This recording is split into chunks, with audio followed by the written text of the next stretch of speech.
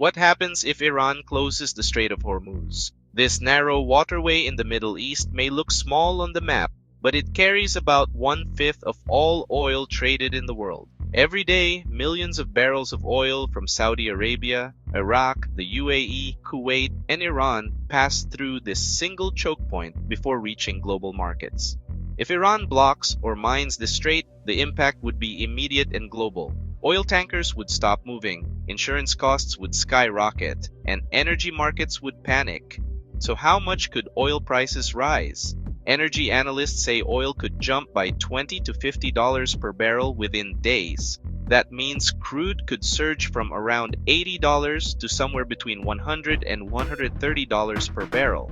In a prolonged conflict scenario, some forecasts warn prices could even spike above $150. Why such a massive increase? Because there is no easy replacement for the oil flowing through Hormuz. Even if some pipelines bypass the strait, they cannot carry enough to offset the lost supply. Markets would suddenly fear a global shortage and prices would react instantly. But oil prices are only the beginning. Higher crude means higher gasoline, diesel, electricity, shipping, and food costs worldwide. Countries that import most of their oil, especially in Asia, would be hit hardest.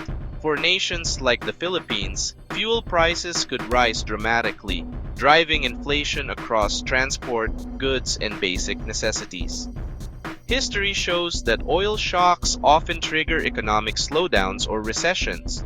When energy becomes expensive, businesses cut costs, transport becomes pricier, and consumers spend less. Global markets would likely fall, while safe haven assets like gold surge. However, a full closure of the Strait of Hormuz would probably not last long. The United States and its allies consider the strait vital to global trade and would likely move militarily to reopen it.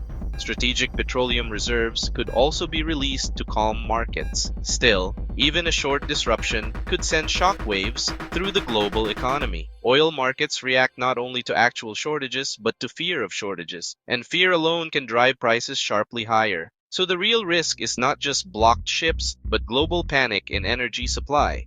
If tensions in the Gulf escalate further, the world could face one of the biggest oil shocks in decades. Because in global energy, a narrow strait can control the price of everything.